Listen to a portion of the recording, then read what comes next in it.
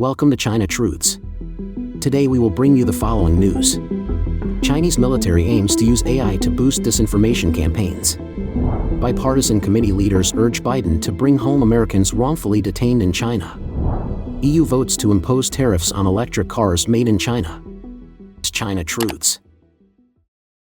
Chinese military aims to use AI to boost disinformation campaigns. A new report from U.S. think tank RAND Corporation found that the Chinese military has embraced the use of artificial intelligence or AI to further foreign influence campaigns.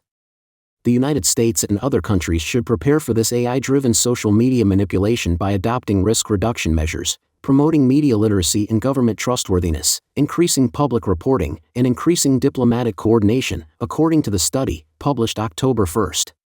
It's the first report focused on the planning and strategies behind China's social media influence campaigns. Researchers investigated Li Biqing, a Chinese military-affiliated researcher and leading expert on mass social media manipulation who is believed to be at least partly responsible for Beijing's adoption of these technologies. The study also pulled evidence from over 220 Chinese-language articles from academic journals and more than 20 English-language articles from international conferences written by Li. Among the key findings are that Beijing began developing social media manipulation capabilities in the 2010s, is clearly interested in leveraging AI for these campaigns, that Chinese military researchers are conducting cutting-edge work, and that China is well positioned to run these large-scale manipulation campaigns. The researchers note that Beijing's AI activities run counter to China's public statements, in which officials have overtly stated their opposition to using AI for disinformation. According to the researchers, Beijing's initial response to social media-fueled uprisings, such as the Arab Spring, was to crack down on the technology. But it also took an interest in what it saw as Western uses of online psychological warfare, and in 2013 released planning documents for Beijing to strengthen international communications capabilities and construct foreign discourse power. Chinese leader Xi Jinping gave a speech that year calling for launching a public opinion struggle and aiming to build a strong cyber army. He said China is a victim of accusations coming from the West and said retaliation was justified. We must meticulously and properly conduct external propaganda and innovate, Xi said.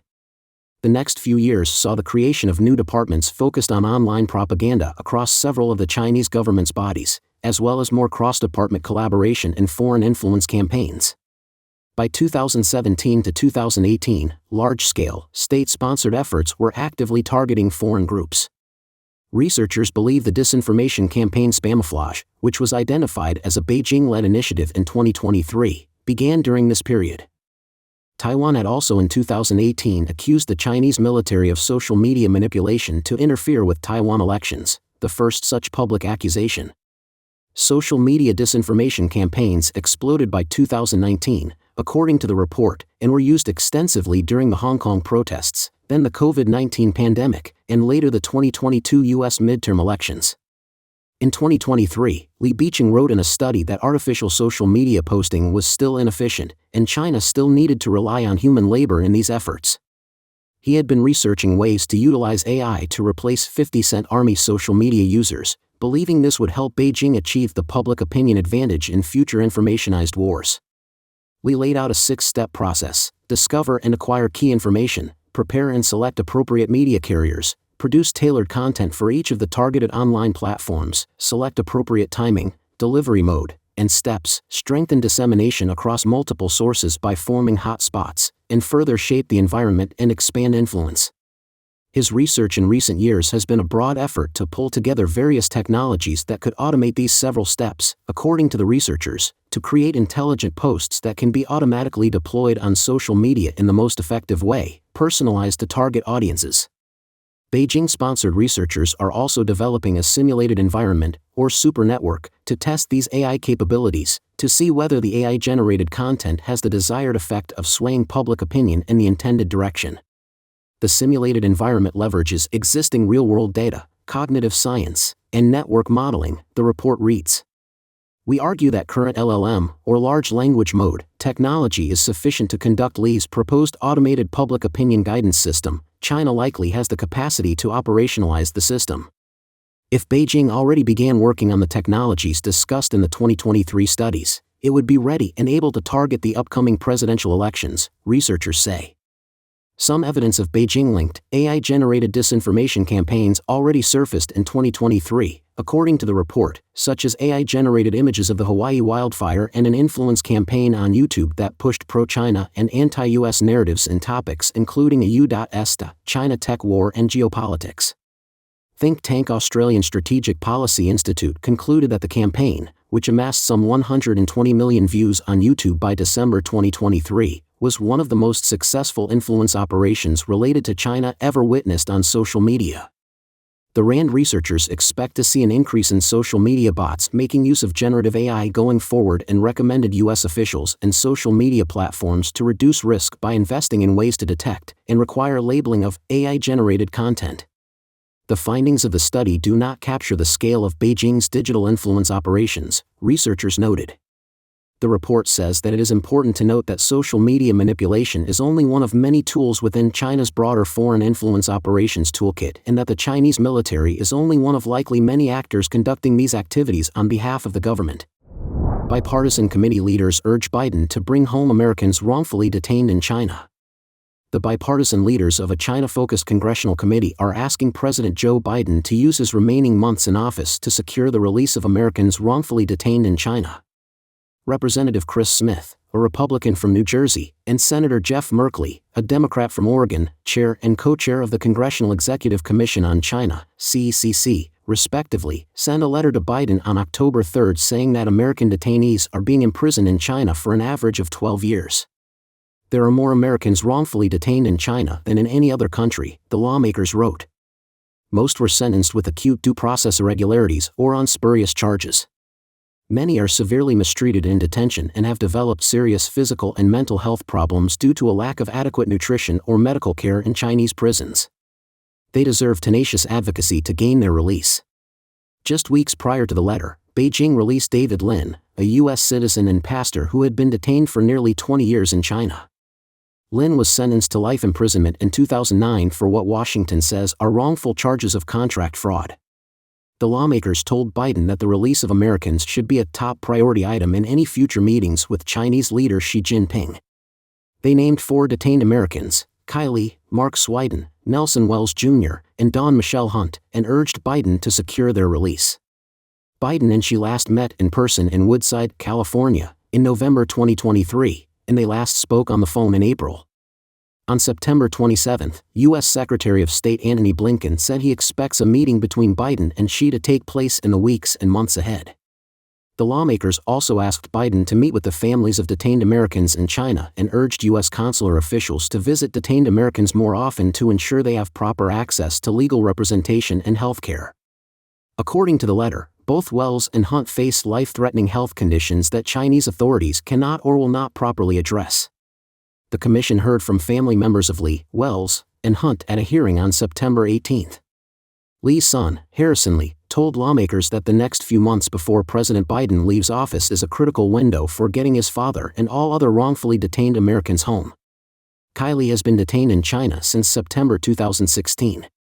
He was sentenced to 10 years in prison in 2018 on espionage charges that his family says are politically motivated.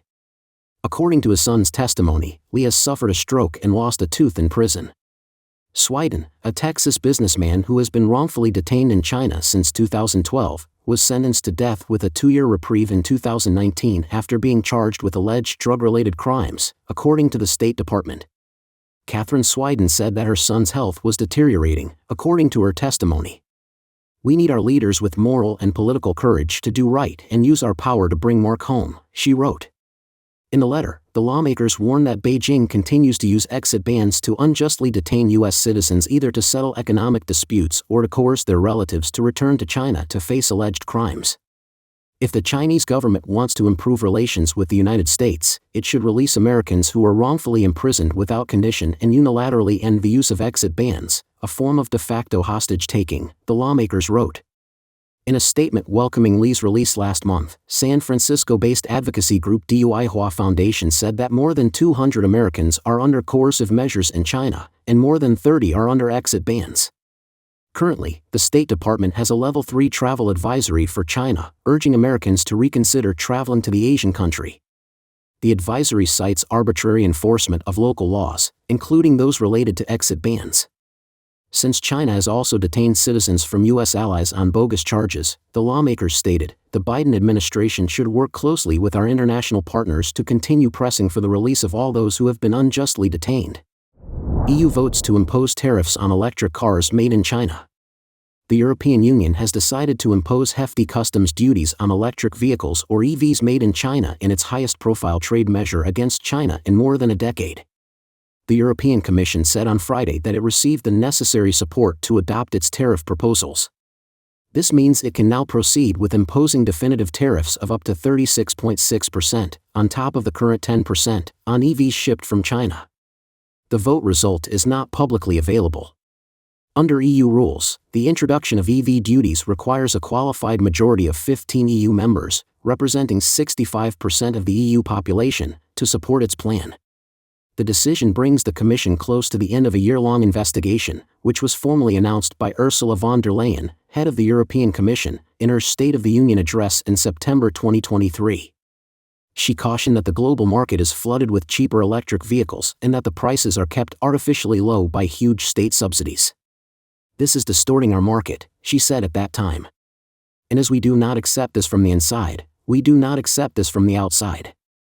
In its preliminary findings released in June, the Commission revealed that China's state subsidy network reached almost every part of the EV supply chain, from obtaining raw materials and manufacturing batteries to assembling cars and transporting them to ports.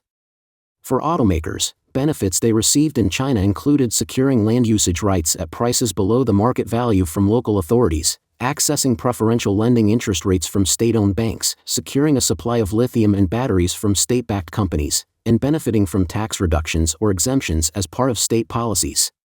The Commission concluded that there is a threat of material injury for the union industry which is clearly foreseeable and imminent, it stated.